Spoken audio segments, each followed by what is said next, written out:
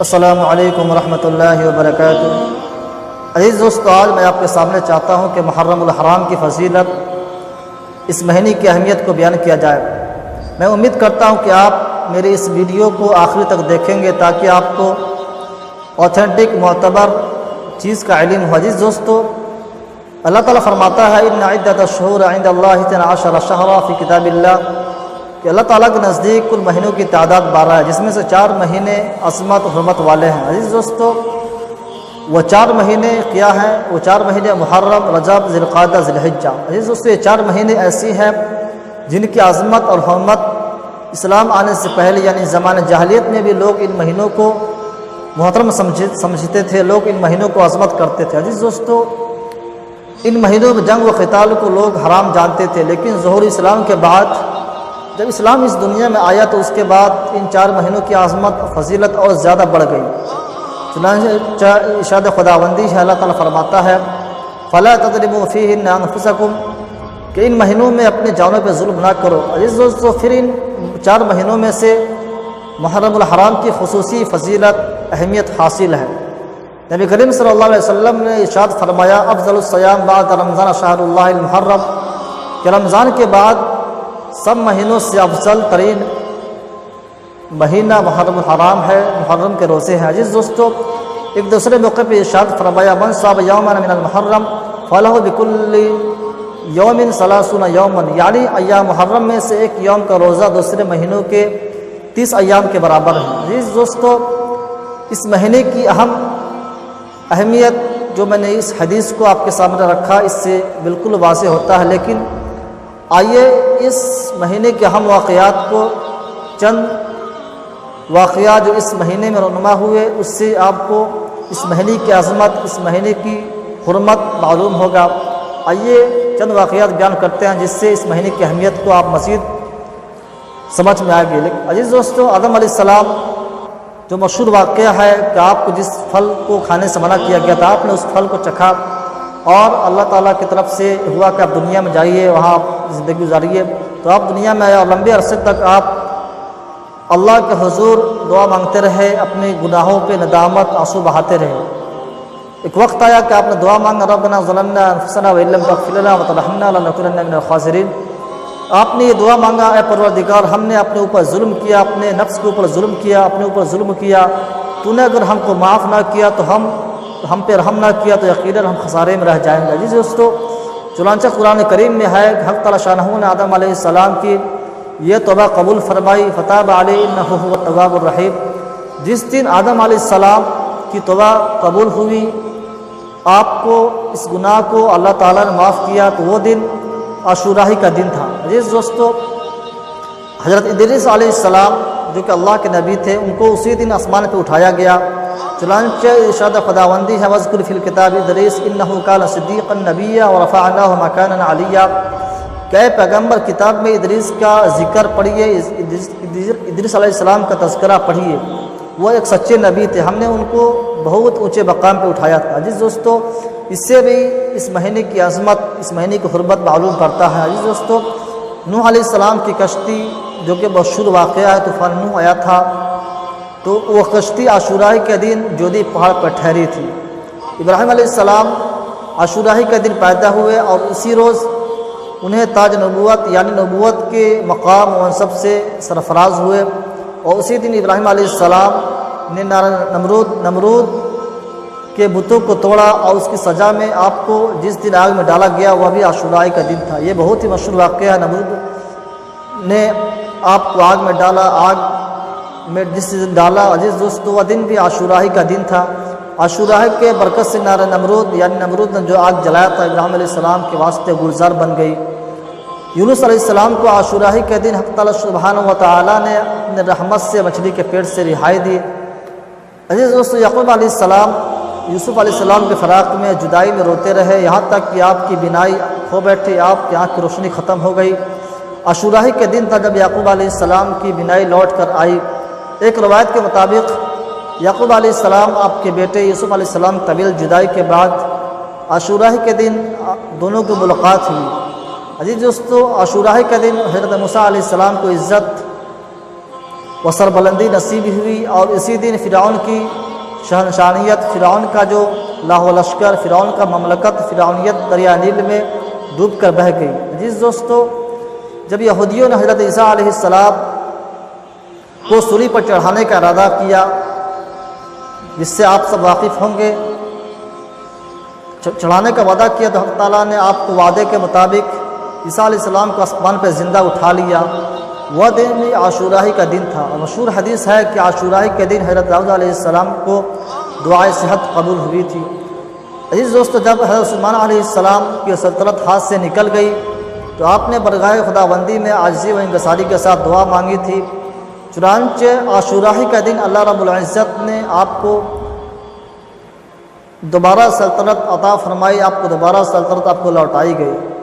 عزیز دوستو، ایوب علیہ السلام، جس سے آپ واقف ہوں گے، بہت ہی مشہور واقعہ ہے کہ آپ کے جسم مبارک میں آبلے پڑ گئے تھے، تو انہیں شدید درد و تکلیف کے باوجود، یعنی اتنی مشقت کے باوجود، آپ اپنے دامن سے، اپنے ہاتھ سے صبر کا دامن نہ جانے دیا۔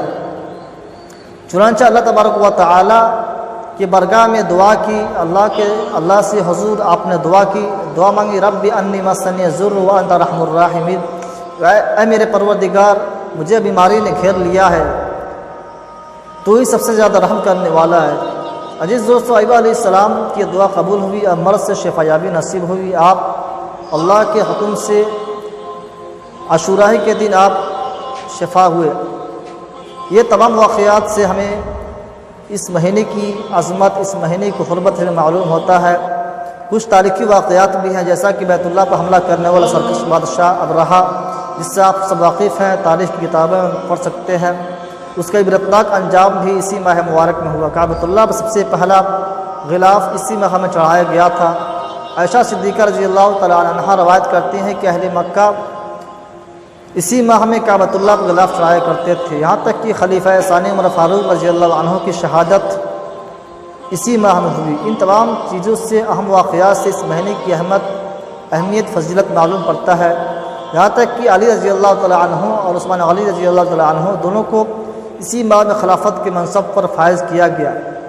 عزیز دوستو، اور بھی مزید واقعات تاریخ کی کتابوں میں ہے اس مہینے کی عظمت اور حرمت کو بتلانے کے لیے، جیسا کہ مسلمانوں نے بے شمار ملکوں کو اسی ماہ میں فتح کیا تھا۔ غزوہ خیبر کی کامیابی اور کامرانی اسی ماہ میں حاصل ہوئی۔ مصر پر عباسیوں کا قبضہ اسی ماہ میں ہوا۔ قیصر روم کو ذلت آمیز شکست اسی ماہ میں ہوئی۔ مسجد نبوی کی توسیعی کام جو ہوا تھا اسی ماہ مبارک میں ہوا تھا، یہاں تک کہ شب ابی طالب میں نبی کریم صلی اللہ علیہ وسلم کا محصوری کا آغاز، یعنی آپ کو جو 3 سال تک اس میں قید رکھا گیا تھا، وہ بھی اسی ماہ میں آغاز ہوا تھا۔ نبی کریم صلی اللہ علیہ وسلم کا نکاح حضرت صفیہ رضی اللہ تعالیٰ عنہا سے اسی ماہ مبارک میں ہوا تھا، یہاں تک کہ علی رضی اللہ تعالیٰ عنہ اور فاطمہ رضی اللہ تعالیٰ عنہا کا نکاح بھی اسی ماہ مبارک میں ہوا۔ عبد الرحمن بن ابو بکر اور سعد بن ابی وقاص کا انتقال بھی اسی ماہ میں ہوا، اور بھی بڑے بڑے واقعات، یہاں تک کہ ایک بدبخت لعین نے حجر اسود کو ہتھوڑا مار کر اسی ماہ مبارک میں توڑنے کی کوشش کی تھی۔ تاریخ کی کتابوں میں ایسے واقعات ملتے ہیں جس سے اس مہینے کی اہمیت اور فضیلت ہمیں سمجھنے کو اور زیادہ آسان معلوم پڑتا ہے۔ عزیز دوستو، لیکن ان تمام چیزوں سے دنیا ناواقف ہے۔ اس مہینے کی اہمیت، اس مہینے کی فضیلت دنیا کس چیز سے جانتی ہے، اس سے ہم سب واقف ہیں۔ اس مہینے کی اہمیت، اس مہینے کی فضیلت، یہ محرم حرام جو مہینہ ہے، یہ مہینہ دنیا میں کس چیز سے مشہور ہے، تو وہ چیز ہے شہادت امام حسین رضی اللہ تعالیٰ عنہ، یعنی کربلا کا جو واقعہ ہے۔ اس کربلا کے واقعہ سے لوگ اس مہینے کو جانتے ہیں۔ لوگوں کے درمیان یہ مہینہ محرم حرام، شہادت امام حسین اور کربلا کا واقعہ سے لوگ اس مہینے کو جانتے ہیں۔ انشاءاللہ اس کربلا کے واقعات، شہادت امام حسین رضی اللہ تعالیٰ عنہ کے تعلق سے انشاءاللہ اگلی کلپ میں بات ہوگی، لیکن اس کے تعلق سے میں ابھی چند مختصر بات پیش کرنا چاہتا ہوں۔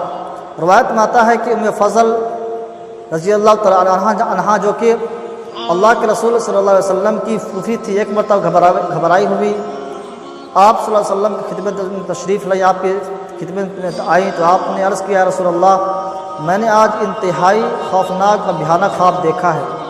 میں نے خواب میں دیکھا کہ فاطمہ کے جسم سے کٹا ہوا گوشت کا ٹکڑا آپ کی گود میں رکھ دیا۔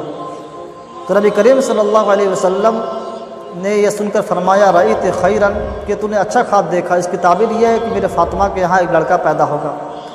چنانچہ ایک دن نبی کریم صلی اللہ علیہ وسلم مسجد نبوی میں جبل افروز تھے، مسجد نبوی میں صحابہ کے درمیان بیٹھے ہوئے تھے، تو خاتون جنت یعنی فاطمہ الزہرا رضی اللہ تعالی عنہا کے یہاں سے بیٹے کی ولادت کی اطلاع ملی، خبر پہنچی تو آپ فوراً گھر پہنچے تو معلوم پڑا کہ بیٹا کی ولادت ہوئی ہے۔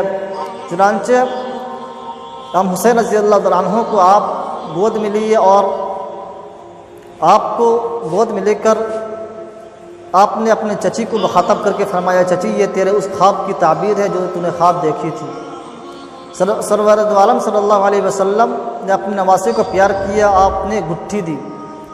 تصور کیجئے حسین کتنے خوش نصیب تھے کہ گٹھی کے طور پہ آپ دونوں میں سب سے پہلے جو چیز پہنچنے والی تھی وہ چیز تھی لہن رسالت، یعنی آپ صلی اللہ علیہ وسلم کا لعاب جو امرت سے کہیں زیادہ صاف اور شفاف۔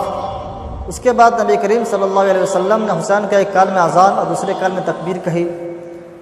روایت میں آتا ہے کہ ام فضل بیان کرتی ہے کہ میں اللہ کے رسول صلی اللہ علیہ وسلم کو دیکھتی ہوں کہ آپ اپنے نو مولود نواسے کو دیکھ کر سرور دو عالم صلی اللہ علیہ وسلم کے چہرہ انور نہایت خوشی سے چمک اٹھا۔ آپ بار بار حسین کو اپنے چومتے آنکھوں سے لگاتے۔ اچانک میں نے دیکھا کہ آپ کے آنسوں سے آنکھوں جاری ہو گئے، آپ کا چہرہ اشکبار ہو گیا۔ تو میں نے عرض کیا یا رسول اللہ، ابھی آپ کا حال یہ تھا کہ آپ ہنس رہے تھے، چہرہ انور آپ کا خوشی سے چمک رہا تھا، لیکن کیا معاملہ ہے آپ رونے لگی، آپ کی آنکھ اشکبار ہو گئے۔ تو اللہ کے رسول نے فرمایا کہ اب میدان کا راز کا کارزار نقشہ سامنے کیا گیا، یعنی جو میرے اس نواسے کے ساتھ ایک وقت آئے گا کہ اس کو شہید کیا جائے گا، وہ چیز مجھے دکھائی گئی، اس لیے میرے آنکھوں میں آنسو آ گیا۔ عزیز دوستو، یہ لمبی چوڑی واقعہ ہے کربلا کا واقعہ جو بہت ہی دردناک المناک ہے۔ اگر آپ اس کو مطالعہ کریں گے، اس کو پڑھیں گے تو یقیناً سخت سے سخت دل انسان بھی اس کا کلیجہ نرم پڑ جاتا ہے، آنکھوں سے آنسو جاری ہو جاتے ہیں، آنکھ اشکبار ہو جاتا ہے۔ انشاءاللہ اس کے تعلق سے اگلی ویڈیو میں بات ہوگی۔ اللہ تعالیٰ سے دعا ہے کہ اللہ تعالیٰ ہمیں اس ماہ مبارک کی اہمیت کو سمجھنے کی توفیق عطا فرمائے۔